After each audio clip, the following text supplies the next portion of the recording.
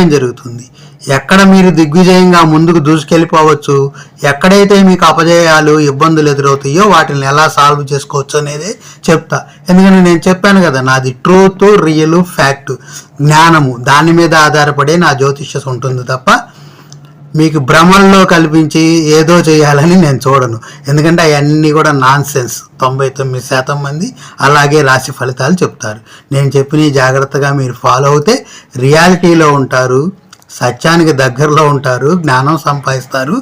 మీరు ఈ జ్యోతిష శాస్త్రాన్ని మీరు ఉపయోగించుకున్న వాళ్ళు అవుతారు. చక్కగా సద్బుద్ధులు, సత్సంపదలు, మంచి దిగ్విజయాలు లభిస్తాయి. అవమానాల్ని తప్పించుకోవచ్చు, ఇబ్బందుల్ని తప్పించుకోవచ్చు, విజయాల వైపు దూసుకుపోవచ్చు. ఇవి నేను చెప్పే విధానాలు. అలాగే మీకు 12వ స్థానంలో మరి రాహు ఉన్నారు. దానివల్ల వచ్చేది, రాహు అంటే మాయ,